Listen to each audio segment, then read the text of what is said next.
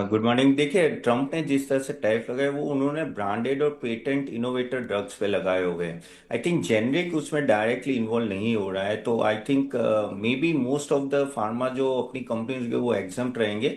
फिर भी हमें फाइन प्रिंट और डिटेल में देखनी पड़ेगी। और क्योंकि जो पेटेंट और वो कहते हैं ना कि इनोवेटर जो ड्रग्स होते हैं उसमें हमारे कुछ कंपनियां से ऐसा नहीं कि नहीं है, जैसे सन फार्मा है। फिर नो एक तरह से लुपिन भी आ जाता है ना, कुछ कुछ स्टॉक उनकी दवाइयाँ उस कैटेगरी में आते हैं। लेकिन मेजर इम्पैक्ट मुझे जेनरिक आई थिंक जेनरिक में आई थिंक वो लागू नहीं हो रहा है, तो वो एक थोड़ी रिलीफ रहेगी। लेकिन प्रॉब्लम ये होता है ना कि जब इस तरह का टैरिफ लगता है ना, तो एक तरह से सेंटिमेंटल इम्पैक्ट ज्यादा आ जाता है। और ओके, और अब पता नहीं चलता कि आगे जाके और क्या हो सकता है। इवन अगर हम लोग सीडीएम और एपीआई मैन्युफैक्चरिंग की बात करें, जैसे Divi's, Laurus lab, Syngene, I think वो भी डायरेक्टली इन सब कल जो स्टेप ले उसमें डायरेक्ट हीट नहीं हो रहे।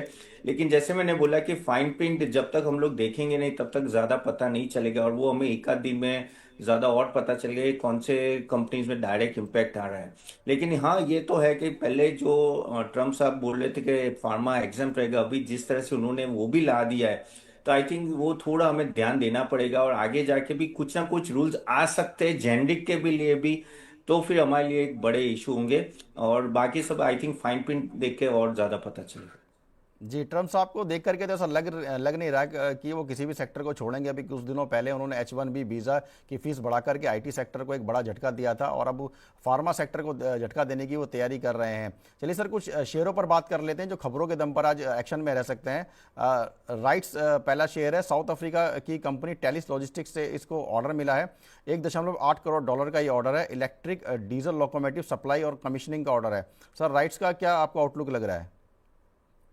सी राइट्स ओवरऑल है नो एक अच्छे लेवल पे है, और आई थिंक नो काफी अच्छे ऑर्डर्स भी उसको मिल रहे हैं। और रेलवे सेक्टर में अगर आप देखें और काफी और भी जगह पे वो काफी इन्वॉल्व है, और मेरे को लग रहा है कि यहाँ से भी प्रोस्पेक्ट थोड़े अच्छे हैं। लेकिन प्रॉब्लम यही है कि ये स्टॉक थोड़ा गिर रहा है और उस तरह से बाइंग नहीं आ रही है। लेकिन आगे जाके जिस तरह का order book and everything is there, I think this may do well for them. और यहाँ से बस वही है कि क्या क्वार्टरली रिजल्ट्स आ रहे हैं, और फोकस मैनेजमेंट का गाइडेंस क्या है। मैनेजमेंट की अगर मैं बात करूँ ओवरऑल, तो वो काफी हद तक ईबिटा मार्जिन अराउंड 20% के आसपास गाइड कर रहे हैं, और पैट 15% के आसपास। और मोस्टली उन्होंने कंसल्टेंसी और लीजिंग पे फोकस करने वाले। एग्जीक्यूशन ऑर्डर जो होगा वो मेन देखना रहेगा। अब अगर हम लोग न्यू ऑर्डर की बात करें, तो ऑलमोस्ट 451 करोड़ के आसपास का ऑर्डर बुक है जो नया आया है। ऑलमोस्ट 8700 की ऑलरेडी ऑर्डर बुक पड़ी हुई है, बैकलॉग है। तो एक तरह से उनके पास ऑर्डर बुक विजिबिलिटी अच्छी है, और आगे जाके I think EBITDA margin around 23% के आसपास रहेगा। तो मेरे को लगता है कि ये स्टॉक अगर आपको लेना है, तो आई थिंक ये लेवल पे थोड़ा और नीचे आता है, या तो ये लेवल पे धीरे धीरे आप एक्यूमुलेट कर सकते हो। जी सर, टारगेट क्या आपको क्या लग रहा है सर, अगर लॉन्ग टर्म की और शॉर्ट टर्म की बात करें तो? सी टारगेट मेरा यहाँ ऑलमोस्ट 300 के आसपास हो। जी सर। सर, अगला जो लॉन्ग स्टॉक टर्म है वो एक है साल की बात कर रहा हूँ। जी जी हाँ, जी। एक सर, साल की सीगल बात। इंडिया। जी सर, हम्म। बोलिए। अ, नहीं, 12 मंथ्स का टारगेट मैं दे रहा हूँ लॉन्ग टर्म 12 मंथ, ठीक है सर, 12 मंथ। सर, का। सीगल इंडिया पर भी खबर है। JSPPL के साथ ज्वाइंट वेंचर को ऑर्डर मिला है। GMADA से इंटरनल रोड बनाने का ऑर्डर मिला है। प्रोजेक्ट की जो कुल वैल्यू है वो 509 करोड़ रुपए है। Greater Mohali area development authority से इनको ऑर्डर मिला है 509 करोड़ का। तो कितना पॉजिटिव आपको लग रहा है ये ऑर्डर इस कंपनी के लिए?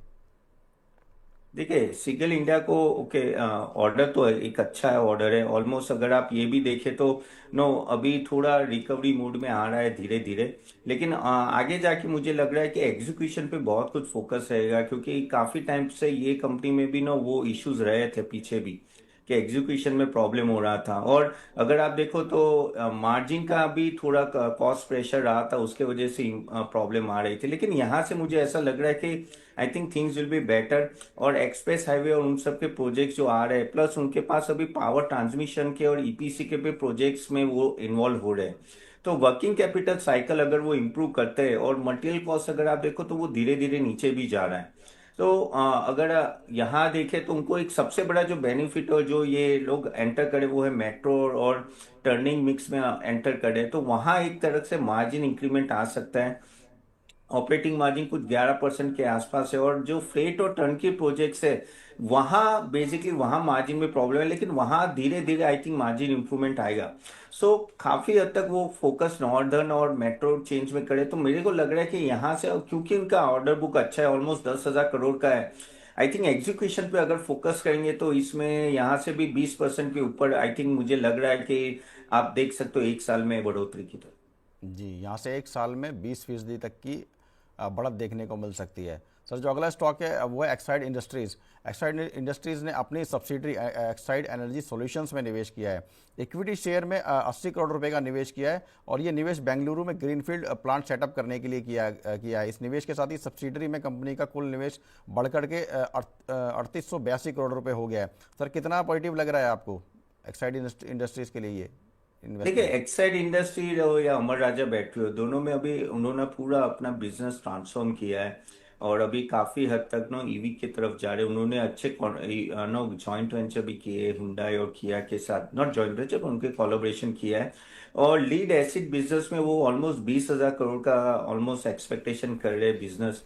जो स्केल वो लिथियम आयन सेल मैन्युफैक्चरिंग में वो आगे जाके करने वाले, और एक्सपोर्ट शेयर भी अभी धीरे धीरे वो अभी कम है, लेकिन वो 8% से ज्यादा बढ़ाने की बात करें ऑफ कोर्स। अगर उनका जो मेन आता है कि बैटरीज में, लेकिन अभी वो रिप्लेसमेंट इवन सोलर और यूपीएस में भी इन्वॉल्व हो रहे हैं। यहाँ से मुझे ऐसा लग रहा है कि अगर वो कॉस्ट ऑप्टिमाइजेशन करे तो मार्जिन में थोड़ा इंप्रूवमेंट आ सकता है। ऑलमोस्ट अगर आप देखो तो उनका जो फोकस, जो मैंने जैसे बोले लिथियम आयन सेल में है, तो वहां भी वो ऑलमोस्ट 300 करोड़ रुपए और क्वार्टर वन में उन्होंने इन्वेस्ट करने का बोला है। ऑफकोर्स डेट लो है तो वो प्रॉब्लम नहीं है, और अभी प्रोडक्ट मिक्स भी अच्छा हो गया, और अभी जिस तरह से ऑटोमोबाइल सेक्टर चल रहा है तेजी में है, आई थिंक यहाँ आपको एक एक डिसेंट अपसाइड यहाँ से दिख सकता है ओवरऑल। और मेरे को लग रहा है यहाँ से अगर किसी के पास स्टॉक हो, ये स्टॉक देखो, अगर देखा जाए तो इतना कुछ ऑटो इंडस्ट्री में इतना चला नहीं था, अभी धीरे धीरे बढ़ रहा है, लेकिन मेरे हिसाब से यहाँ से आप साल का 15% का इंक्रीमेंट पकड़ के आई थिंक किसी के पास है तो होल्ड कर सके 15 से 20%। जी जी, होल्ड कर सकते हैं यहाँ से। सर, अगला जो स्टॉक है वो टाटा मोटर्स का है। टाटा मोटर्स पे अभी कुछ दिनों पहले ही साइबर अटैक हुआ था, और साइबर अटैक के बाद अब जो है कंपनी ने जो है अपने कामकाज को फिर से रिस्टोर कर दिया। डिजिटल एस्टेट के कुछ हिस्से शुरू कर दिए गए हैं, सप्लायर्स और रिटेल पार्टनर्स को इसकी जानकारी दे दी गई। तो सर, काफ़ी इसका नेगेटिव इम्पैक्ट टाटा मोटर्स के शेयर पर देखने को मिला था। क्या इसका कुछ आज कुछ पॉजिटिव इम्पैक्ट देखने को मिल सकता है?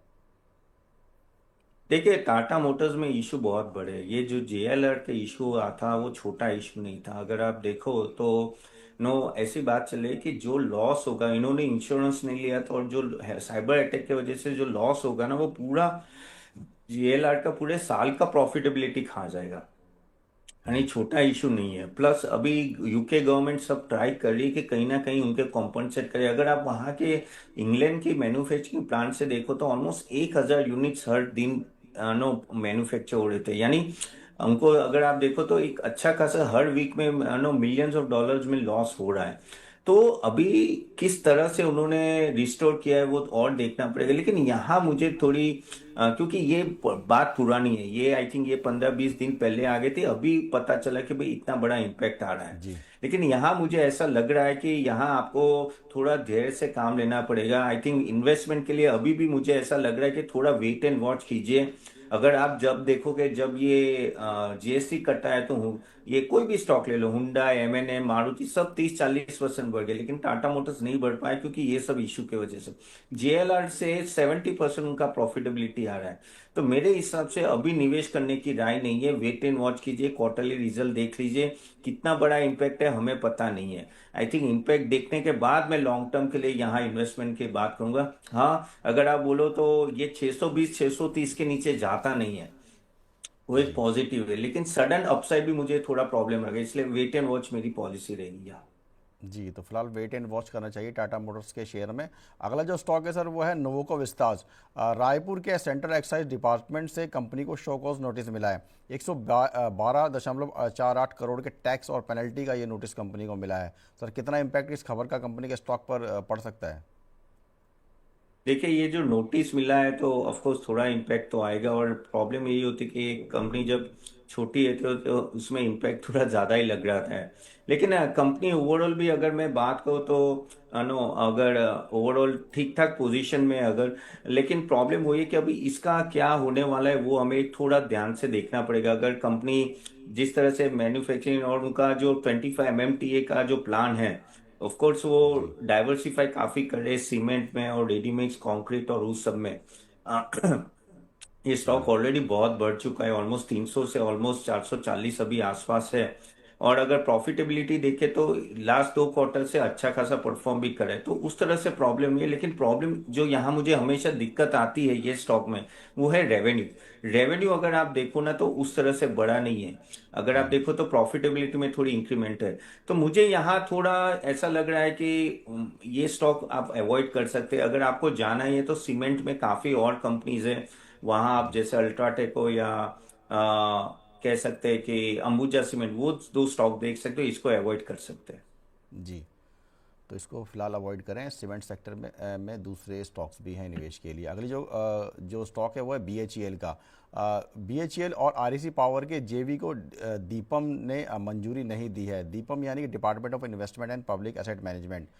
तो कितना आपको सर ये लग रहा है खबर? देखो बीएचईएल का जो मेजर इशू रहा है ना कि वो है एग्जीक्यूशन का। अगर देखो इनके पास कॉन्ट्रैक्ट तो बहुत जबरदस्त है, बहुत बड़े बड़े कॉन्ट्रैक्ट्स है, लेकिन अगर जब आप इनकी प्रॉफिटेबिलिटी देखो तो बहुत वॉलेटिलिटी रहती है। प्रोजेक्ट्स इतने बड़े हैं कि आई थिंक अगर एग्जीक्यूट करते हैं तो ये स्टॉक बहुत ऊपर जा सकता है। लेकिन मेरा जो इशू यहाँ से पहले से रहा है वो है कि एग्जीक्यूशन का इशू है। सेल्स भी आप देखो बहुत ही डिसेंट ग्रोथ हो रहा है, प्रॉफिट ग्रोथ भी 6% से ग्रोथ हो रहा है, लेकिन स्टॉक प्राइस बहुत भाग रहा है। बहुत ही महंगा स्टॉक है, अगर आप देखो तो ऑलमोस्ट 282 का जी पी है। तो यहाँ मुझे ये बड़ा इशू लग रहा है, वैल्यूएशन का इशू लग रहा है। कॉन्ट्रैक्ट में कोई इशू नहीं है, लेकिन प्रॉब्लम ये है कि मुझे 1-2 क्वार्टर जब तक इसका एग्जीक्यूशन अच्छा नहीं होगा तब तक जी प्रॉब्लम मुझे लग रहा है इस स्टॉक में रहेगा। और ऑफ कोर्स वो डाइवर्सिफाई करे, मेक इन इंडिया पुश की वजह से उनको फायदा भी हो रहा है। और केयर 18 भी इवन है, उसमें कोई दिक्कत नहीं है। 2 लाख करोड़ का ऑर्डर बुक है, यानी कम ऑर्डर बुक नहीं है। लेकिन जब तक जी मैं एग्जीक्यूशन नहीं देखूंगा I think I will also avoid this stock. I think काफी अच्छे स्टॉक जैसे अगर इसी में ही जाना है तो एबीबी या सीमेंट्स आपको नीचे के लेवल पे मिलते हैं, वो मुझे लग रहा है कि उनका एग्जीक्यूशन कैपेसिटी अच्छा है। आई थिंक दे में reward you better from here, यहाँ थोड़ा एग्जीक्यूशन का problem। जी। तो फिलहाल इसके एग्जीक्यूशन का इंतज़ार रहेगा। सर अगला जो स्टॉक है वो है सुप्रीम पेट्रो का। कंपनी ने एबीएस प्रोजेक्ट की पहली प्रोडक्शन लाइन शुरू कर दी है। महाराष्ट्र के आमोशी प्लांट में 70,000 टीपीए की क्षमता से प्लांट शुरू किया गया है। 25 सितंबर से प्लांट में प्रोडक्शन भी शुरू हो गया। सर कंपनी के लिए पॉजिटिव है ये खबर काफ़ी? देखिए सुप्रीम पेट्रोकेम की मैं अगर बात करूं तो ओवरऑल ये स्टॉक भी ऑफ कोर्स थोड़ा रिकवरी काफी हद तक आ चुकी है इसमें भी। और अपने कहते हैं ना कि ऑल टाइम हाई से ऑलमोस्ट 8% ही डाउन है। प्रॉफिटेबिलिटी भी ठीक ठाक है, थोड़ा लास्ट क्वार्टर में अच्छा नहीं था। लेकिन यहाँ वही है कि पेट्रोकेमिकल बिजनेस में तो काफी हद तक आपका पेट्रो यानी ऑयल के प्राइसेस पे डिपेंडेंट होगा, और इसका रेवेन्यू देखो प्रॉफिटेबिलिटी इतना बड़ा नहीं है। ओके अभी थोड़ा प्रॉब्लम में आ रहा है, मुझे ऐसा लग रहा है। और जबकि स्टॉक प्राइस का ग्रोथ अच्छा खासा हो चुका है। अगर ये 45 के पी बहुत कम यानी कि ना ज्यादा है किसी भी पेट्रोकेमिकल स्टॉक के लिए, तो यहाँ से मुझे अगर देखो तो मार्जिन इंप्रूवमेंट इतना हो नहीं रहा है। प्लस एबीएस प्लान जो उनका Q2 में कमीशन होने वाला है। लेकिन यहाँ से मुझे ऐसा लग रहा है कि थोड़ा और स्ट्रगल रहेगा। तो और वैल्यूएशन पॉइंट ऑफ व्यू से मुझे अभी भी ये महंगा लगा है, तो मैं ये अवॉइड ही होगा मेरे एंड से, जी fundamental point supreme of view से। जी जी सुप्रीम पेट्रोकेम को आप फिलहाल अवॉइड करने की सलाह दे रहे हैं। अगला जो स्टॉक सर वो है वेंटिव हॉस्पिटलिटी। सोहम लेजर वेंचर्स में 76% हिस्सा खरीद की इसने प्रस्ताव दिया है। गोवा की हॉस्पिटलिटी मार्केट में दाखिल होने की तैयारी कर रही है कंपनी। सोहम लेजर वेंचर्स के पास गोवा में 104 हिल्टन गोवा रिजॉर्ट और लैंड पार्सल भी है। तो इस एंट्री के साथ ही काफ़ी बड़ी हिस्सेदारी वेंटिव हॉस्पिटलिटी की गोवा के हॉस्पिटलिटी मार्केट में हो जाएगी। सर ये काफ़ी पॉजिटिव खबर आपको लग रही है क्या वेंटिव हॉस्पिटलिटी के लिहाज से? देखिए वेंटी हॉस्पिटैलिटी आपको भी पता है कि ओवरऑल हॉस्पिटैलिटी अभी अच्छा चल रहा है, ठीक है। और ये पूरा डिवीजन भी देखो तो अगर और सेक्टर भी देखो तो काफी हद तक अच्छे चलेंगे भी सही आगे। किस तरह से कंज्यूमर कंजम्पशन बढ़ रहा है और लोग होटल्स में जाके स्टे कर, इवन वीकेंड में भी। तो यहाँ भी मुझे ग्रोथ लग रहा है। पूरा हॉस्पिटल सेक्टर में मैं थोड़ा बुलिश हूँ। हाँ, क्योंकि ये नया आईपीओ है तो नो, एक्चुअली ये दिसंबर में ही आईपीओ आया था, लेकिन तो ज्यादा इनके पास, इनका पीएनएल अपने पास है नहीं। लेकिन जितना भी उसमें लग रहा है कि यहाँ से ग्रोथ हो सकता है अच्छा खासा। और अगर इनकी बात करें तो वो ऑलमोस्ट कह रहे कि मैनेजमेंट की बात करें तो डबल काउंट करने वाले अपने जो होटल रूम्स के, 15848, 1,500 जैसे रूम्स वो ऐड करने वाले हैं। और मैनेजमेंट कॉन्ट्रैक्ट्स से भी वो आगे बढ़ेंगे। एक होता है कि आप खुद की कंस्ट्रक्शन लो या खुद की ओनरशिप ले लो, एक होता है कि आप मैनेजमेंट कॉन्ट्रैक्ट हो, तो वहां भी वो आगे बढ़ने वाले हैं। ओवरसीज में भी वो मालदीव्स के कुछ हॉस्पिटल्स में आगे बढ़ने वाले हैं। तो जिस तरह से एक्सपेंशन हो रहा है, और एफएमबी बिजनेस और services, even hospitality, I think 15 से 20% से ग्रो होगा। तो यहाँ से मुझे ऐसा लग रहा है कि यहाँ से मुझे कम से कम 15 से 20% का ग्रोथ एक साल में यहाँ इस कंपनी में लग रहा है। आई थिंक ये अच्छे सेक्टर में, आई think one can keep invested, यानी इसको होल्ड कर सकते हैं। यहाँ से मुझे तेजी दिख रही है स्टॉक। जी, तो सर इस स्टॉक में फिलहाल जो लेवल है वो एंट्री लेने के लिए, फ्रेश एंट्री के लिए ठीक है क्या? देखिए, ये लेवल की अगर मैं बात करूं तो ऑफ कोर्स ये स्टॉक, अगर मैं वैल्यूएशन पॉइंट ऑफ व्यू से थोड़ा ज्यादा है, तो थोड़ा नीचे आए, अराउंड 710 720 के आसपास आए, तो I think one can start entry. जी, 710 720 के आसपास इसमें निवेश किया जा सकता है।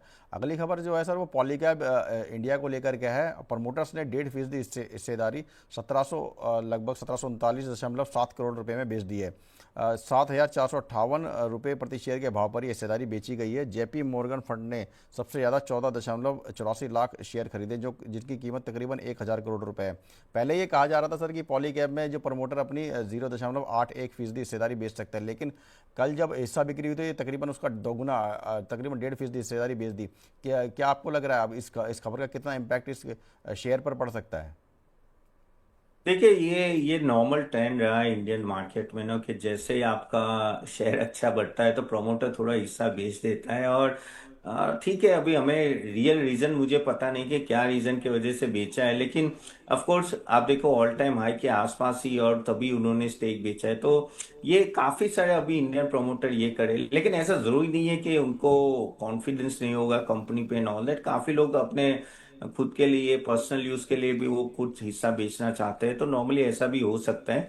लेकिन पॉलीकैब ओवरऑल कंपनी के बारे में बात करूँ तो एक बहुत ही अच्छी पोजीशन में, और रिजल्ट भी आप देखें तो बहुत अच्छा रहा है। ओके, और उनका आगे जाके भी नो डबल डिजिट ग्रोथ हो सकता है, और ईबिटा मार्जिन भी से 11 से 13% हो सकता है। लेकिन आगे जाके अदानी और जो बिरला ने भी यही सेगमेंट में एंटर करने वाले, तो वो एक चीज आपको देखना पड़ेगा। वायर्स एंड केबल्स देखिए 30% से ग्रोथ कर रहे हैं, तो यानी इतना बड़ा ग्रोथ आ रहा है, इसके वजह से ये सब कंपनियां अच्छा चले।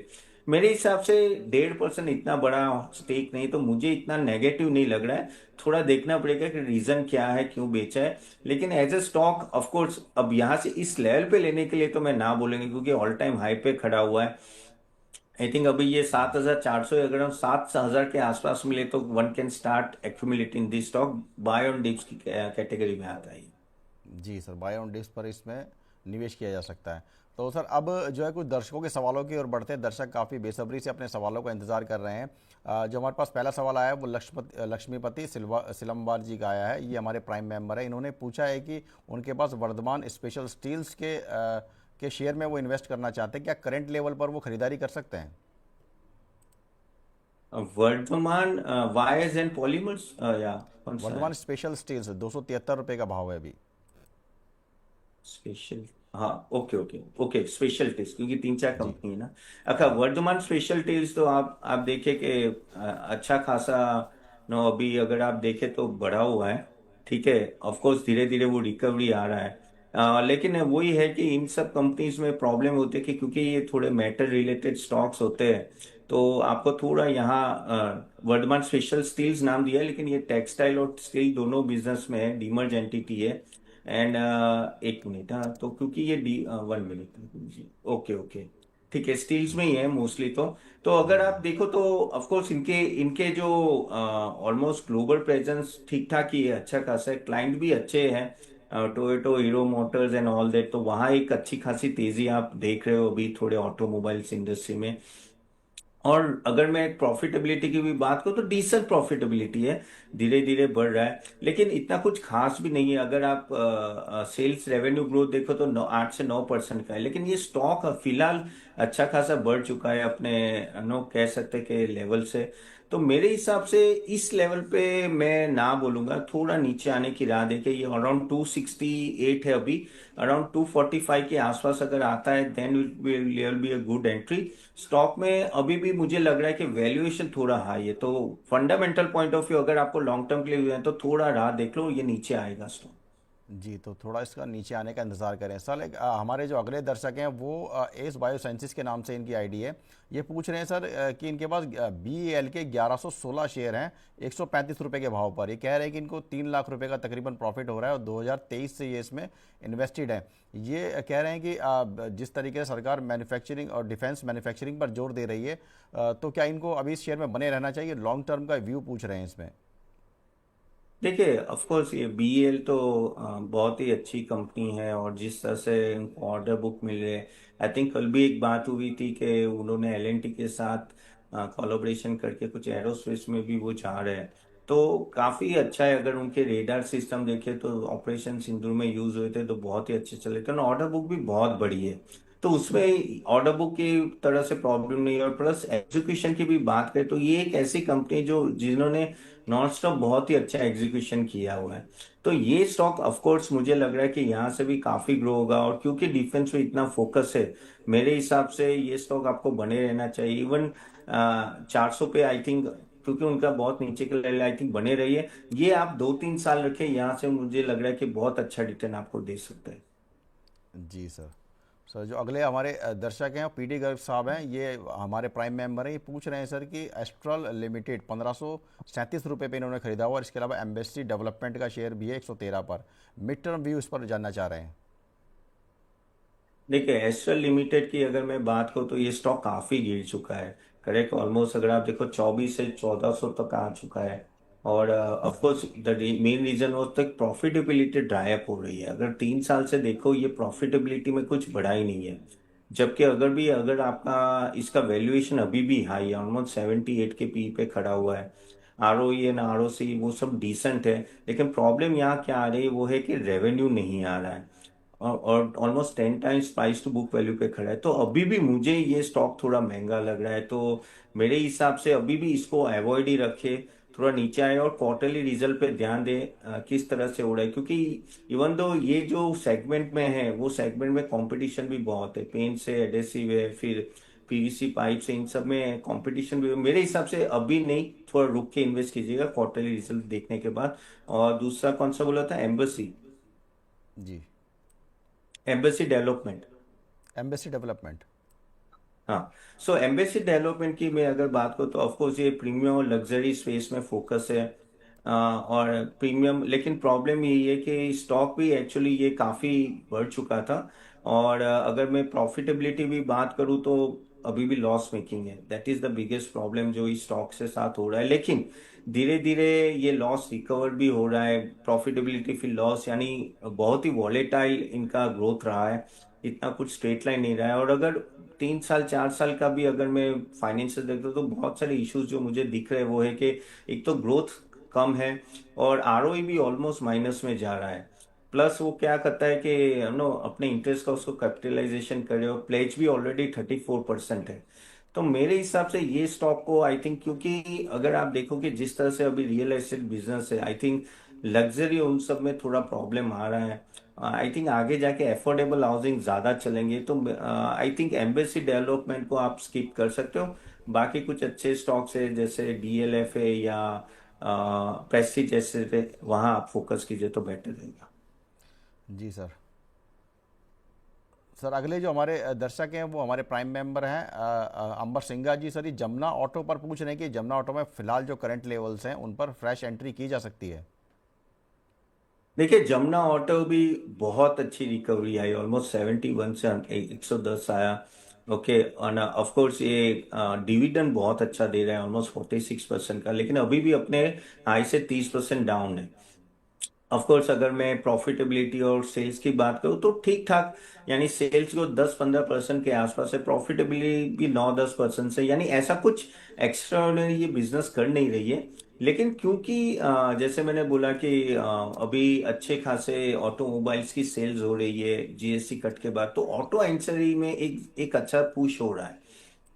उसके वजह जी इस स्टॉक को भी अगर आप देखो तो थोड़ा बढ़ावा मिल रहा है, यहाँ से मिलेगा। तो मेरे हिसाब से इस लेवल पे अभी आप जमुना ऑर्डर पे रखिए आप, एक आध क्वार्टर 2 क्वार्टर, क्योंकि मुझे लग रहा है कि I think auto and and both automobiles will do well और this company may do well for the near time, so I think one can wait और होल्ड कर सकते हैं इस लेवल। जी सर। तो अगले जो हमारे दर्शक हैं पवन कुमार जी हैं सर, ये पूछ रहे हैं कि इन्होंने मुफ्ती पर 180 रुपये के भाव पर खरीदे हुए हैं शेयर, और ये पूछ रहे हैं कि इनका भाव आ जाएगा क्या, मैं एवरेज करूं? इसके ऊपर ये रिव्यू मांग रहे हैं सर मुफ्ती। ये जो स्टॉक है वो क्रेडो ब्रांड्स मार्केटिंग के नाम से, CREDO, CREDO। DO हाँ, brands Credo marketing. Brands, okay, हाँ, जी okay, Credo brands marketing, okay. So of course जो फैशन कैजुअल गारमेंट्स और एसेसरीज में वो है, और ऑफ कोर्स प्रीमियम क्लोथिंग में, लेकिन थोड़ा प्रॉब्लम अभी जो आया है वो आपको भी पता है कि जो ट्रम्प के टैरिफ लगे उसके वजह से काफी इश्यूज आए थे इसमें, और ये स्टॉक भी बहुत गिर गया। अगर मैं इनका जियोग्राफिकल देखूं तो ओवरऑल उन लोगों का भी यानी ये मोस्टली तो इंडिया बेस्ड ही है ज्यादा, तो ऑनलाइन प्रेजेंस ज्यादा है इनमें, तो उसमें डायरेक्ट इम्पैक्ट तो नहीं आना चाहिए। लेकिन क्योंकि अभी टेक्सटाइल कंपनीज में थोड़ा प्रॉब्लम है, इसलिए इस कंपनी में भी प्रॉब्लम आ रहा है। ऑफ कोर्स अगर मैं इसके फाइनेंशियल्स और वो सब देखूं तो इतने कुछ खास है नहीं ऑनेस्टली। अगर आप देखें तो ठीक ठाक बीच बीच में प्रॉफिट आ रहा है, फिर वापस डाउन जा रहा है, काफी वॉलेटाइल बिजनेस है। और उसके वजह से आप देखें तो काफी सस्ते में भी मिल रहा है, 10 का पी चल रहा है। और थोड़ा अभी क्या है कि ये जो जिस तरह से टेक्सटाइल कंपनीज के इश्यूज हुए टैरिफ के वजह से, तो जी उसमें भी उसका भी इम्पेक्ट हो रहा है मेरे हिसाब से। आई थिंक अगर मुझे पर्सनली पूछो तो मैं ये सेगमेंट्स अभी थोड़ा टेक्सटाइल कंपनी से दूर रहना चाहता हूँ, थोड़ा टैरिफ का मामला सुलझ जाए। क्योंकि क्या होता है कि आपका एक्सपोजर हो या ना हो, लेकिन अगर आप ये यूएस का जो इशू चल उसके वजह से सेंटिमेंटली इम्पैक्ट सभी टेक्सटाइल कंपनीज पे आ रहा है। तो आई थिंक थोड़ा वेट कर लेते हैं, थोड़ा देखिए आपके ये कहाँ जाके सेटल हो रहा है, ये रातों रात नहीं भागने वाला है। आई थिंक एक क्वार्टर वेट करके, और जब ये टैरिफ का इशू रिजोल्व है then you can take a fresh start on this stock if you want. जी सर। इन्होंने 180 के भाव पर खरीदा हुआ है, इनको काफ़ी घाटा हो रहा है। हालांकि इन्होंने शेयर नहीं बताया कि इनके पास कितने शेयर हैं, लेकिन इनके भाव देखकर लग रहा है इन्हें अच्छा खासा घाटा हो रहा है। सर हमारे दूसरे दर्शक हैं वो है वो अदानी टोटल गैस पर शॉर्ट टर्म का व्यू पूछ रहे हैं। देखिए अदानी टोटल गैस तो जबरदस्त भाग गया था बीच में जब वो न्यूज आई थी। जी तो ऑफ कोर्स अभी वहां से भी वो वापस 780 से वापस ही नीचे आ गया है। लेकिन देखिए ये लॉन्ग टर्म पॉजिटिव हुआ, जो भी हुआ वो long term Adani total gas के लिए पॉजिटिव है। ऑफ कोर्स ये स्टॉक अगर देखो तो कोई महंगा बहुत ही महंगा है एक्चुअली। अगर फाइनेंशियल्स भी ठीक यानी इतने भी अच्छे नहीं कि जो वैल्यूएशन को जस्टिफाई कर पाए, तो क्या है कि ये स्टॉक ऑलरेडी भाग चुका है।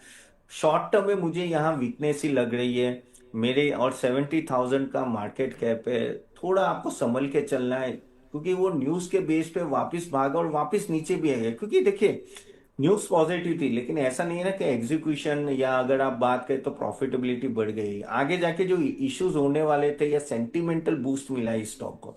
मेरे हिसाब से आई थिंक आराम से रहो इसमें। आई थिंक जल्दी मत नहीं करनी है इन्वेस्ट करने के लिए। अगर आपको अदानी में जाना ही है तो आई थिंक अदानी पोर्ट एक आपको डिसेंट लेवल पे मिल रहा है, और अदानी पावर थोड़ी नीचे लेवल पे आप देख सकते हो। I think Adani total gas अभी तो मैं अवॉइड करूंगा, जैसे इनका प्रॉफिटेबिलिटी बढ़ेगी फिर सोच सकते हो, अभी तो मैं ना ही बोलूंगा।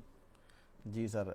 सेबी के मामले के बाद से इसमें अच्छी खासी जो सेबी ने क्लीन चिट दी थी, उसके बाद अदानी के शेयर्स में अच्छी खासी तेज़ी देखने को मिली थी, और उसके बाद लेकिन तुरंत बाद ही प्रॉफिट बुकिंग भी ज़बरदस्त देखने को मिली है। तो इस वजह से काफ़ी लोगों के सवाल भी इस पर आ रहे हैं सर। एक हमारे और व्यूअर हैं, ये पूछ रहे हैं कि सिप्ला और एशियन पेंट्स में जिस तरीके की गिरावट देखने को मिल रही है, क्या इन्हें एग्जिट कर लेना चाहिए? हालांकि इन्होंने अपना भाव नहीं लिखा है। देखिए सिप्ला की अगर मैं बात करूँ तो ये इतना भी गिरा नहीं है, बस 10-11% अपने टॉप से गिरा है, तो इतनी हम लोग कह नहीं सकते कि बहुत गिर गया है। लेकिन सिप्ला अच्छी कंपनी है, सिप्ला मेरे हिसाब से एक अच्छा परफॉर्मेंस देगी। अगर आप देखो तो पीछे 3-5 साल से भी अच्छा कर रही है, और आगे जाके उनका अगर आप देखो US sales all time high पे खड़ा है, और काफी अच्छा वहाँ अगर आप देखो तो रेवेन्यू बढ़ भी रहा है। ये जो ट्रम्प की बात हुई है उसका इम्पैक्ट मुझे नहीं लग रहा कि जेनरिक्स में इतना बढ़ा गया, लेकिन उनके कुछ जो ब्रांडेड प्रोडक्ट्स है उनमें थोड़ा इम्पैक्ट आ सकता है। तो लेकिन यहाँ से मुझे ऐसा लग रहा है कि सिप्ला एक लेवल पे जाके रुकेगा, और लॉन्ग टर्म के लिए मुझे कोई प्रॉब्लम नहीं दिख रही सिप्ला में। तो अगर मुझे यहाँ से अभी भी अभी आज मुझे वो न्यूज़ देखनी पड़ेगी इन डिटेल में, लेकिन आई थिंक सिप्ला बेचने की जरूरत नहीं है, कोई एग्जिट करने की जरूरत नहीं, आप बने रहो। और नीचे अगर आता है 10-15% तो आप प्लीज उसमें ऐड कीजिएगा, लॉन्ग टर्म मुझे अच्छा लग रहा है। दूसरा एशियन पेंट्स, अभी एशियन पेंट्स की बात करें तो एशियन पेंट्स में हमें भी पता है कि जिस तरह से टफ फाइट मिल रही है जेएसडब्ल्यू पेंट्स और जी नो बिल्ला ऑफ उन सब के वजह से, बिल्ला ओपस के वजह से पेंट इंडस्ट्री में बहुत प्रॉब्लम चल रहा है। पेंट इंडस्ट्री में मार्जिन बहुत नीचे आ रहा है। अगर आप देखो इन सब पेंट इंडस्ट्री कंपनीज का, एशियन पेंट उसका 15 से 20%। हाँ आपको लग रहा होगा सस्ता मिल रहा है, लेकिन मेरे हिसाब से अभी भी आगे जाके इन सब कंपनीज में प्रॉफिटेबिलिटी के इश्यूज रहेंगे। जब इतने बड़े प्लेयर कंपटीशन में आते हैं वो इतना डिस्काउंट देते हैं कि आपका मार्जिन आपको भी डिस्काउंट करना पड़ेगा। इसलिए अगर आप देखो तो इन सब कंपनीज का मार्जिन काफी डाउन जा रहा है। तो पहले 23% का मार्जिन था, अभी कुछ 18% का हो गया है। यहाँ से मुझे अभी भी एशियन पेंट्स के लिए अगर मुझे लॉन्ग टर्म बोलो 2-3 साल के, तो मैं पेंट इंडस्ट्री के कोई भी स्टॉक लेना नहीं चाहूंगा, क्योंकि आगे जाके इन सब में इश्यूज रहने वाले हैं। थोड़ा कंसोलिडेट होने दो, जैसे टेलीकॉम में हुआ था वैसे अभी पेंट इंडस्ट्री में हो रहा है। तो आई थिंक आप अवॉइड कीजिए, और बहुत अच्छे अच्छे सेक्टर है वहां जाके आप इन्वेस्ट कीजिए। आई थिंक इसको अवॉइड करेंगे तो मेरे हैं ये अवॉइड जी होगा मेरे हैं। जी जी, फिलहाल एशियन पेंट्स को अवॉइड करें।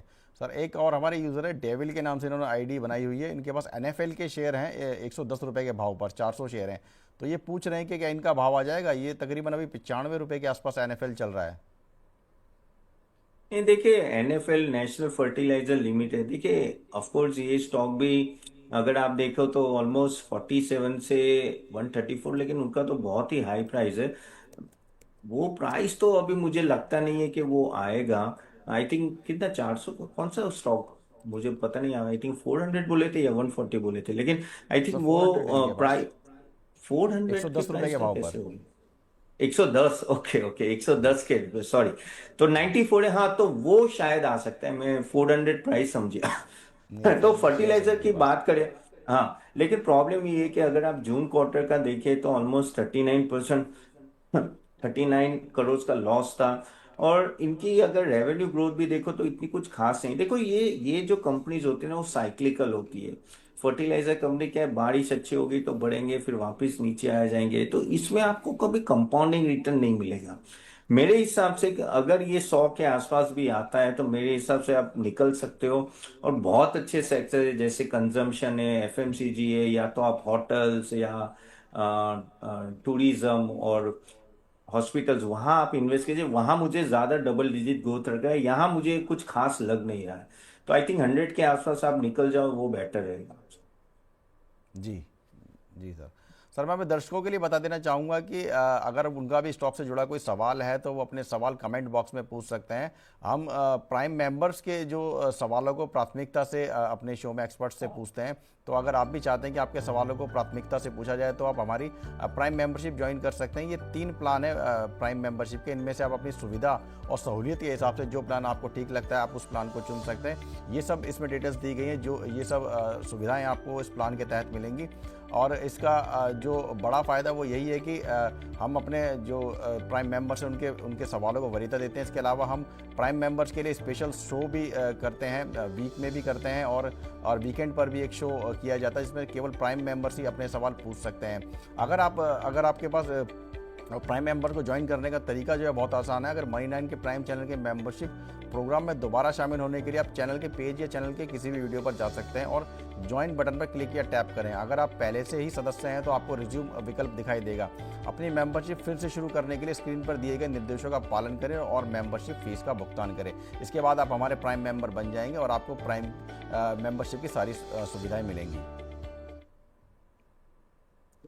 जी सर, अगला जो सवाल है वो अनुभा दुसाट जी का है। ये पूछ रही है ICIL इंडो काउंट इंडस्ट्रीज के शेयर हैं इनके पास 298 के भाव पर इन्होंने अभी 6-7 दिन पहले खरीदे हुए हैं। 200 शेयर इनके पास है। इनको ये इस पर आउटलुक पूछ रही हैं। इसका जो रेट है अभी 282 के आसपास चल रहा है।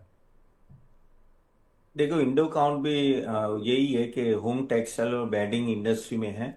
लेकिन ये I think completely if I am not wrong तो यूनाइटेड किंगडम में, यूनाइटेड स्टेट्स में भी है। और ओवरऑल अगर आप देखो तो एक्सपोर्ट कुछ 95% हो रहा है। तो एक बड़ा एक्सपोर्ट इनका ऑलरेडी हो रहा है। और इश्यूज तो अभी हमें पता ही है जो ट्रम्प टैरिफ के वजह से चल रहे हैं। और अगर आप फाइनेंशियल्स भी देखें तो फाइनेंशियल में प्रॉफिटेबिलिटी में कुछ नो बढ़ नहीं रहा है। और टेक्सटाइल कंपनी एज ए हमें भी पता है कि काफी फ्रजाइल रहती है ना, कुछ भी इश्यूज आते हैं तो इनमें प्रॉफिटेबिलिटी इम्पैक्ट आता है। प्लस ये ऐसा सेक्टर है कि जहां आप कह सकते हैं ना कि हमेशा कंपटीशन रहेगी। ये स्टॉक बहुत अच्छा चला था, ऑलमोस्ट 130 से ऑलमोस्ट 400 तक चला था और वापस 297 पे है। लेकिन मुझे अभी भी I am not getting confidence on this stock, क्योंकि ये स्टॉक ऑलरेडी चल चुका है। और अगर आप देखो तो 26-27 का पी है। आई थिंक नॉर्मली टेक्सटाइल के पी 15-20 के आसपास रहते हैं। तो कहते हैं ना कि परफेक्ट वैल्यूएशन है। तो आई थिंक अगर आपके पास है तो होल्ड कीजिए। अभी ज्यादा ऐड मत कीजिएगा, क्योंकि इन्होंने परफॉर्मेंस थोड़ा है तो मेरे हिसाब से अभी ऐड करके रखे। लेकिन अगर मेरे को लग रहा है कि अगर ये 250 या उसके नीचे चला जाए then you can start thinking about accumulating थोड़ा थोड़ा करके, लेकिन रिजल्ट देख के एक्यूमुलेट करना। बट ओवरऑल द अगर आप बोलो कि लॉन्ग टर्म के लिए यहाँ प्रॉब्लम है, शॉर्ट टर्म में फिर ये 300 के आसपास आता है ना तो फिर आप निकल जाएंगे। जी। जी 300 सर, में अगले एग्जिट होगा, 250 में एंटर के, लेकिन 300 में निकल जाएंगे ये स्टॉक। 300 में निकलने का सलाह रहेगी। ठीक है सर, अगले जो यूज़र है हमारे, वो प्राइम यूज़र है कयान हसमुख 17। सर ये पूछ रहे हैं कि इनके पास क्रॉस है के शेयर हैं, 222 की बाइंग है। इसके अलावा एक मोबिलिजियन को स्टॉक इन्होंने लिखा है, 288 पर इनकी बाइंग है। देखो क्रॉस की बात करें तो ऑफ कोर्स वो क्रिटिकल कंपोनेंट्स कमर्शियल व्हीकल के करते हैं। और ये बहुत ही अच्छा, ऑलमोस्ट 160 से 230 भागा भी है स्टॉक। अगर इनका रिजल्ट भी देखे तो कंपैरेटिवली काफी अच्छा रहा है। अगर आप quarter to quarter and all that 3 साल का भी अगर मैं देखूँ तो ठीक ठाक हुआ है। तो ये अभी लेकिन वही है कि पी और अगर वैल्यूएशन देखूं मैं तो वो भी ठीक है, इतना बड़ा नहीं। तो मेरे हिसाब से ये कंपनी आई थिंक रखनी चाहिए, क्योंकि ऑटो एंसिलरी डिमांड में तो यस क्रॉस आई थिंक आप होल्ड कीजिए। मुझे लग रहा है यहाँ से भी आपको एक अच्छा रिटर्न दे सकता है। और दूसरा कौन सा था? सर मोबिलिजियन को स्टॉक है ये, अगर आपको मिल रहा है तो देखिए जरा, मोबिलिजियन करके शायद एम इन्होंने ओ स्टॉक का एम नाम O B I MOBI। BISSION, इन्होंने शायद स्टॉक स्पेलिंग गलत लिखी है। मोबिलिट वन मोबीविक होगा, मोबीविक सिस्टम होगा। वन मोबिलिजन इन्होंने मोबीविक करके कुछ सिस्टम। लिखा है, स्टॉक का नाम समझ नहीं आ रहा है क्या नहीं नहीं, इन्होंने स्टॉक ऐसा का नाम कोई तो लिखा है। मिल नहीं रहा है मुझे, मिल नहीं रहा है। ठीक है सर, अगले सर ठीक। बढ़ते हैं अगले दर्शक की तरफ। हम्म। अली जेबा जी हैं, ये हमारे प्राइम मेंबर है। ये AB कैपिटल, इन्होंने 299 पर पूछा है। शॉर्ट टर्म टारगेट पूछ रहे हैं उसका, या फिर पूछ रहे हैं कि एग्जिट कर लें। नहीं, आदित्य बिरला कैपिटल आप रखे, अभी होल्ड कीजिए। मैं शॉर्ट टर्म से तो मैं लॉन्ग टर्म थोड़ा मैं आपको बोलूंगा, क्योंकि मुझे यहाँ लग रहा है कि क्योंकि एएमसी अच्छा कर रही है इनकी, आदित्य बिरला कैपिटल आगे जाके एएमसी और अच्छा करेगी। इनके जो ब्रोकिंग बिजनेस है और बाकी सब अगर इंस्टीट्यूशन बिजनेस है, इवन लैंडिंग का बिजनेस है, वो अच्छा चल रहा है। और अगर आप देखो बहुत टाइम के बाद आदित्य बिरला कैपिटल ऊपर आया है। आई थिंक ये इसमें हमेशा क्षमता तो बहुत थी, लेकिन अभी जब से ये कैपिटल मार्केट बढ़ा है तब से एक अच्छी खासी रिकवरी आ रही है। और पिछले अगर हम लोग 6-7 महीने से तो बहुत ही अच्छा जंप आया है। तो अगर आपको पैसे की जरूरत नहीं है तो मेरे हिसाब से ये रखना चाहिए, थोड़ा वेट कीजिए। I think result will be better from year and consistent result भी दिया है, तो प्लीज होल्ड कीजिए। आई थिंक यहाँ से भी आपको 15-20% का मूवमेंट मुझे अब लग रहा है 1-2 साल में, 1 साल में। जी सर। सर राजीव कुमार जी पूछ रहे हैं कैल्टन टेक में क्या करें, 495 शेयर हैं स्प्लिट के बाद इनके पास। एडवाइस में ये व्यू व्यू पूछ रहे हैं। स्पेल करेंगे यानी के केल्टन के टेक, के ई एल KEL। हाँ K Kellton e tech L T solution. O N हाँ मिल गया मिल गया मिल गया। ₹25 का है। तो केल्टन जी tech solution of course digital transformation, ERP और अदर आईटी सर्विसेज में वो है। ओके। डिजिटल सर्विस यानी काफ़ी फ्रजाइल रहता है, इसमें प्रॉब्लम ये होता है कि कोई भी एंटर कर सकता है। और वो ये है कि ऑप्टिमा थ्राइव एंड यानी वो ऐसे बिजनेस में कि कोई भी आराम से एंटर कर सकता है। प्लस अगर आप देखो एआई का भी इम्पैक्ट अच्छा खासा इसमें आ सकता है। तो काफी वो कहते हैं ना कि मोट नहीं है, वो कहते हैं ना स्ट्रेंथ नहीं है बिजनेस में। और इसके वजह से आप देखो तो ये कुछ सेल्स और प्रॉफिटेबिलिटी में कुछ खास कर नहीं पाया। ऑफ कोर्स स्टॉक थोड़ा रिकवरी हुआ है, लेकिन ये मुझे लग रहा है कि यहाँ एआई का बड़ा इम्पैक्ट आ सकता है। और ये जी जो बिजनेस है इतना कुछ स्पेशलाइज बिजनेस नहीं है, ये जो जी कंपनी कर रही है।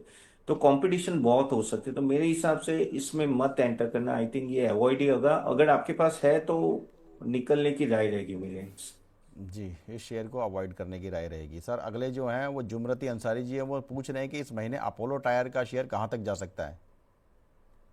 ओके, अपोलो टायर की बात करें तो ऑफ कोर्स देखिए, ये स्टॉक में अगर आप देखो तो काफी टाइम से नो एक रेंज बाउंड रहा है। और अगर जो लास्ट न्यूज भी आई थी उसमें अपोलो टायर का अगर आप देखो तो जो उनका ऑफ कोर्स प्रॉफिटेबिलिटी काफी डाउन था, लेकिन क्योंकि ये अभी ऑयल प्राइसेस डाउन है तो वो एक तरह से उनके लिए एक ट्रिगर रहेगा मार्जिन बढ़ाने का। और यहाँ से मुझे ऐसा लग रहा है कि अगर ये देखो 492 के आसपास है, रेंज में रहा है, तो मेरे हिसाब से ये कुछ 520 या 530 तक जा सकता है।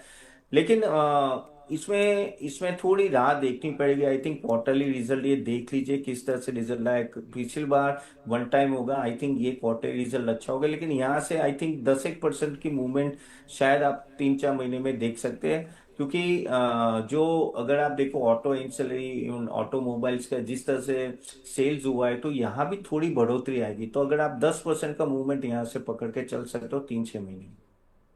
जी सर। सर कुणाल खरबंदा जी हैं, ये दुबई से अपना सवाल पूछ रहे हैं। ये टीवीएस इलेक्ट्रॉनिक्स पर 1 साल का व्यू मांग रहे हैं। C TVS electronics of course stock जबरदस्त भाग है, ऑलमोस्ट 400 से 600। 662 के आसपास। बहुत ही भाग गया, सडनली जी भागा ये। ओके, और अगर हम देखें तो अभी भी लॉस मेकिंग है, लेकिन टीवीएस है और ये जो है पूरा नो डिवाइस प्रिंटर्स कीबोर्ड्स और वो सब हार्डवेयर में है, बेसिकली हार्डवेयर में। जी और आईटी कंपनीज की हालत सॉफ्टवेयर की खराब है, लेकिन इसकी इसकी पोजीशन इतनी भी खराब नहीं है। अगर मैं प्रॉफिटेबिलिटी पॉइंट ऑफ व्यू से भी मैं अगर देखूँ तो लॉस मेकिंग है और सेल्स भी डिसेंट है। ये पता नहीं क्यों भागा है, एक्चुअली ऐसा कोई ट्रिगर नहीं है कि ये भागा है। तो मेरे हिसाब से तो स्टॉक में ऐसा कुछ खास है नहीं कि जिसकी वजह से ये भागे स्टॉक इतना। तो स्टॉप लॉस लगा के चलो, मेरे हिसाब से तो ये 626 है, तो 590 का स्टॉप लॉस या 600 का स्टॉप लॉस लगा के चलो। जहां तक राइट कर सके आप कर सकते हैं, लेकिन लॉन्ग टर्म में इसमें मैं बुलिश नहीं हूँ इतना, क्योंकि ये हार्डवेयर बिजनेस है और ऐसा कोई मोट नहीं है। प्लस आई थिंक बहुत भाग चुका है। जी सर। सर तनु है ये ये कह रही हैं कि इन्होंने आस्क ऑटोमेटिव खरीदा हुआ है 570 के भाव पर। अभी इनको क्या करना चाहिए, अभी जो इसका आई भाव थिंक यही भाव 500। पे जी अभी सेम भाव है अभी भी अराउंड, करेक्ट। तो अगर आस्क ऑटोमेटिव ऑफ कोर्स अच्छी कंपनी है, अगर आप देखो तो प्रॉफिटेबिलिटी भी डिसेंट रही है। ऑफ कोर्स अपने कह सकते हैं ना कि ऑल टाइम हाई पे ही खड़ा है। लेकिन ऑटोमोटिव बिजनेस आई थिंक ये जो जो सेगमेंट में है वो सेगमेंट भी बहुत अच्छा है। ओके, और advance braking system two wheelers, तो वो सेगमेंट बहुत अच्छा है। आई थिंक आस्क ऑटोमोटिव उसमें वन ऑफ अ लीडर है।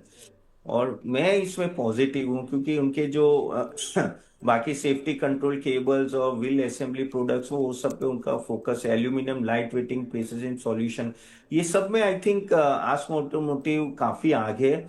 आई एम पॉजिटिव, तो इसको स्टॉक को रखिए। आई थिंक ये अच्छा रिटर्न ओवर द टाइम दे सकता है। Sir, stock market analyst analyst analytics के नाम से इन्होंने आईडी बनाई हुई है। एच जी इंफ्रा पर व्यू पूछ रहे हैं। 100 शेयर हैं 1200 पर इनके पास, क्या करना चाहिए इन्हें, फिलहाल तो काफ़ी नीचे है इनके भाव से। H G infra G engineering no जी, H G nine infra sixty six चल रहा है। हाँ ओके। 954 तो के एच जी आसपास है। इंफ्रा ऑफ कोर्स ये जी ऑफ कोर्स ये स्टॉक काफी अगर देखें तो 48% डाउन है। उसका वन ऑफ द रीजन है कि इनकी जो प्रॉफिटेबिलिटी और सेल्स इतनी कुछ खास आ नहीं रही है। लेकिन इनके पास आई थिंक कॉन्ट्रैक्ट अच्छे है। अगर अभी देखो तो स्टॉक वैल्यूएशन वाइज मुझे काफी अच्छे लेवल पे आ चुका है। ऑफ कोर्स ये ईपीसी बिजनेस में है और एचएम प्रोजेक्ट्स पे काफी फोकस है। तो आगे जाके ऑर्डर बुक भी अराउंड 15,000 करोड़ का है, तो ठीक ठाक है ऑर्डर बुक। मेरे हिसाब से इसको होल्ड करना चाहिए क्योंकि ये स्टॉक इतना गिर चुका है। फंडामेंटल पॉइंट ऑफ व्यू से बोल रहा हूँ, आई थिंक इसमें थोड़ी रिकवरी आनी चाहिए। तो इस लेवल पे तो मैं होल्ड की राय दूंगा। आई थिंक एक दो क्वार्टर और देख लीजिए, आई थिंक इसमें शायद मूवमेंट अप आएगा। और क्योंकि प्रॉफिटेबिलिटी इतनी भी खराब नहीं और एग्जीक्यूशन पे वो फोकस करे, मैनेजमेंट भी बोल रहा है, तो आई थिंक वेट कर लीजिए इसमें। जी सर, पिनाकिन पटेल जी पूछ रहे हैं कि आईटीसी पर क्या वो आईटीसी के शेयर को डिविडेंड यील्ड के लिए खरीद सकते हैं? अगर खरीद सकते हैं तो इसमें फ्रेश एंट्री का भाव क्या रहेगा? देखिए आईटीसी ऑलमोस्ट आपको भी पता है कि 490 गया था, ऑलमोस्ट 400 के नीचे चला गया ये स्टॉक, 400 के आसपास। तो डिविडेंड यील्ड तो ठीक है, चलो यार डिविडेंड यील्ड आप देखिए, लेकिन प्रॉब्लम ये होता है कि इसमें ग्रोथ भी आना चाहिए। That is the main thing. अगर अगर आप ग्रोथ देखो तो 6-7% का ग्रोथ है। और आपको अब जब आप कोई कंपनी बाय करते हो ना, तो रेवेन्यू ग्रोथ एटलीस्ट इंडिया में 15-20% का ग्रोथ होना चाहिए, प्रॉफिटेबिलिटी भी ग्रोथ होना चाहिए। ये उस तरह से आईटीसी कर नहीं रहा है। ऑफ कोर्स सिगरेट बिजनेस उनका बहुत अच्छा चल रहा है, लेकिन हमें भी पता है कि कभी भी बजट में कुछ ना कुछ इश्यूज आ जाते हैं, या और सिगरेट को टैक्स ज्यादा लग जाते हैं। इवन अभी जीएसटी में भी उसको सिन प्रोडक्ट्स में कैटेगरी थी। तो मुझे यहाँ मैं इतना पॉजिटिव नहीं हूँ। इवन दो आप बोल रहे हो डिविडेंड यील्ड के लिए, अगर आपको जाना है तो आई थिंक आईटी से hotel is a better option. क्योंकि आईटी से होटल का ग्रोथ अच्छा है और बहुत सारी प्रॉपर्टीज आ रही है, होटल बिजनेस अच्छा चल रहा है। यहाँ है ना, एफएमसीजी में बहुत कंपटीशन है। और उस तरह से मुझे, और सिगरेट अगेन बिजनेस अच्छा है लेकिन प्रॉब्लम गवर्नमेंट के रेडार में रहते हैं। तो मैं आईटीसी के लिए अवॉइड बोलूंगा। I think if you wants you can go for ITC hotels. जी सर। सर मैं अपने दर्शकों की जानकारी के लिए बता दूं कि जिन दर्शकों की प्राइम मेंबरशिप एक्सपायर हो गई है वो फिर से इसको रिज्वाइन कर सकते हैं। कई दर्शकों की जो ज्वाइन करने के बाद जो वो मेंबरशिप लेते हैं वो 1 महीने बाद अपने आप जो है वो एक्सपायर हो जाती है। अगर आपको दोबारा से प्राइम मेंबरशिप के लाभ उठाने हैं तो आपको दोबारा से उस मेंबरशिप को रिज्वाइन करना होगा। इसके लिए आप किसी भी जो है मेंबरशिप प्रोग्राम में दोबारा शामिल होने के लिए चैनल के पेज या चैनल के किसी भी वीडियो पर जा सकते हैं और वहाँ आपको ज्वाइन का एक बटन दिखेगा। इस बटन पर आप क्लिक या टैप कर सकते हैं। अगर आप पहले से सदस्य हैं और आपकी मेंबरशिप खत्म हो गई है तो आपको रिज्यूम विकल्प दिखाई देगा। अपनी मेंबरशिप फिर से शुरू करने के लिए स्क्रीन पर दिए गए निर्देशों का पालन करें और मेंबरशिप के फीस का भुगतान करें। इसके बाद फिर से आप हमारे प्राइम मेंबर बन जाएंगे। जी सर, पवन पारिक जी हैं, ये यूनिवर्सल केबल्स पर जो है आउटलुक पूछ रहे हैं। 270 इनके पास शेयर है 810 के भाव पर। ये लॉस में चल रहे हैं, इन्हें क्या करना चाहिए? ये है सर सी इनके पास केबल यूनिवर्सल इंडस्ट्री, केबल्स। हाँ universal cables of course no, power cables और वो सब बनाता है। एंड नो ये स्टॉक भी अच्छा खासा ऑलमोस्ट 400 रुपये से कह सकते हैं 800 रुपये तक चला गया था बीच में। रिकवरी अच्छी खासी है ये, क्योंकि बीच में केबल्स के सभी स्टॉक गए थे, वापस रिकवरी भी आ गई है। ओवरऑल देखो तो मुझे महंगा इतना नहीं लग रहा है। लेकिन वही है कि प्रॉफिटेबिलिटी यहाँ ज्यादा आ नहीं रही, इसलिए ये थोड़ा सस्ते में मिल रहा है, 22 के पी में मिल रहा है, जबकि आपका पॉलीक्विक 50 के पी में मिलता है। लेकिन इसमें रेवेन्यू ग्रोथ और प्रॉफिटेबिलिटी ग्रोथ देखो ना, तो अभी थोड़ा इंक्रीमेंट बढ़ रहा है, लेकिन अभी भी उस तरह का नहीं है जिसके वजह से ये पी का री रेटिंग हो। आई थिंक ऑफ कोर्स आपने जैसे बोला लॉस मेकिंग है, लेकिन आई थिंक आप होल्ड कर सकते हो। क्योंकि एफोर्डेबल एफोर्डेबल हाउसिंग में काफी बढ़ावा आ सकता है, और इनका डोमेस्टिक मार्केट ही है। थोड़ा होल्ड कर लीजिए, एक दो क्वार्टर और देखिए, ये आई थिंक यहाँ से बढ़ेगा। और अगर ये 700 के आसपास या 700 से नीचे आता है तो आप थोड़ा एवरेज भी कर सकते हो, लेकिन अभी के लिए होल्ड कीजिए। ठीक है सर, हमारे अगले जो दर्शक है वो RHI मैग्नीसिटा पर आउटलुक पूछ रहे हैं। RHI Magnesita, okay RHI Magnesita, of course वो एक रिफ्रैक्टरी प्रोडक्ट सिस्टम और वो सब करते हैं। तो ऑफ कोर्स सॉल्यू 1 मिनट, तो काफी हद तक ये इंडस्ट्रियल स्टील, नॉन फर्स मेटल्स और ग्लास और उसमें फोकस है। अगर मैं स्टॉक की बात करूँ तो ऑफ कोर्स फाइनेंशियल्स में प्रॉब्लम यही है कि इसकी प्रॉफिटेबिलिटी कुछ न बढ़ ही नहीं रही है, ऑलमोस्ट ना लॉस मेकिंग है, फिर प्रॉफिट में आता है, फिर वापस स्टेगनेंट प्रॉफिटेबिलिटी है। और पीछे 3-4 साल से इतना प्रॉफिटेबिलिटी में इजाफा नहीं है, जबकि इसका पी अच्छा खासा हाई है। तो यहाँ मुझे थोड़ा ये वैल्यूएशन वाई पे मुझे थोड़ा महंगा लग रहा है। ओके, और आरओई भी बहुत कम है। ऑफ कोर्स प्रोमोटर होल्डिंग भी पीछे 3 साल से ऑलमोस्ट 14% कम किया है। तो आई थिंक ये स्टॉक मेरे एंड से तो अवॉइड होगा। अगर आपने इसमें ऑलरेडी है तो मेरे हिसाब से इसके लेवल यहाँ पे या थोड़ा ऊपर आता है तो आप इससे निकल जाए तो बेटर रहेगा। लॉन्ग टर्म के लिए मुझे इसमें कुछ खास दिख नहीं रहा। जी, बाजार भी सर काफ़ी गिरावट के साथ खुले हैं। सेंसेक्स तकरीबन 290 और निफ्टी 88 अंकों पर फिलहाल नीचे कारोबार कर रहा है। और वारी एनर्जीज में जो है साढ़े सवा 5% के आसपास गिरावट देखने को मिल रही है। वह नेटको फार्मा भी 5% गिरा हुआ है। इसके अलावा Wockhardt, Caplin Point, Alembic Pharma, Laurus Lab, Sun Pharma, GSK Pharma, Gland Pharma, Biocon, sir ये वही सारे फार्मा शेयर है। इनका असर ट्रम्प टैरिफ ने जो फार्मा पर जो नया टैरिफ लगाया उसका असर इन कंपनियों को शेयर पर दिखना शुरू हो गया है। वारी, नेटको फार्मा, वोकाट, ये सब फार्मा शेयर है। अधिकतर इन्हीं की निफ्टी लूजर्स में सबसे ज़्यादा इन्हीं की भागीदारी है, दिख रही है। हम्म। तो वही है फार्मा कि शेयर। अभी फाइन। हाँ, तो जी। जहां जहां ब्रांडेड और उसके प्रोडक्ट्स बिक रहे होंगे वहां इनका डायरेक्टली इम्पैक्ट आ रहा है। अभी ऑफ कोर्स 1 अक्टूबर को देखना पड़ेगा कि कौन से सही में ये लागू होता है कि नहीं होता है, लेकिन एक फाइन प्रिंट अगर अपने को बाद में पता चलेगी। लेकिन हाँ, ब्रांडेड हो या वैसे प्रोडक्ट्स हो तो आई थिंक उसमें डायरेक्ट इम्पैक्ट आएगा। लेकिन वो भी देखना पड़ेगा इनके कितने पोर्टफोलियो में कितना शेयर है उसका, बहुत या एक दो प्रोडक्ट होता है तो इम्पैक्ट नहीं आएगा। लेकिन जो इम्पैक्ट मैं अभी दिख रहा हूँ, मोर देन दैट ये सेंटिमेंटल बड़ा इम्पैक्ट है, क्योंकि अभी तक हम लोग सोच रहे थे कि pharma is out of preview, pharma में ये टैक्स जी। लगाएंगे नहीं जैसे हमको लगता है, लेकिन जी। अभी उन्होंने लगाना चालू किया, इसलिए एक पैनिक सिचुएशन आ रहा है। जी। जी सर, शो को वाइंड अप करने के लिए आगे बढ़ेंगे। आपका सर कोई डिस्क्लेमर रहेगा क्या? नहीं, यहाँ जो भी स्टॉक डिस्कस किए मेरा खुद का इन्वेस्टमेंट नहीं है, हाँ हमारे क्लाइंट्स का हो सकता है। सर बहुत बहुत धन्यवाद आपका मनी नाइन को समय देने के लिए। Thank you, thank you. तो अगर आप भी अपने सवाल नहीं पूछ पाए या आपका सवाल नहीं लिया गया है तो आप हमारे दिन भर चलने वाले शोज़ में अपने सवाल पूछ सकते हैं। 10:30 बजे हमारा बीच बाजार शो होगा। इसके बाद 1 बजे हेलो मनी, और 3:30 बजे क्लोजिंग बज होगा। इसमें आप अपने सवाल पूछ सकते हैं। तब तक के लिए हमें दीजिए इजाज़त। नमस्कार।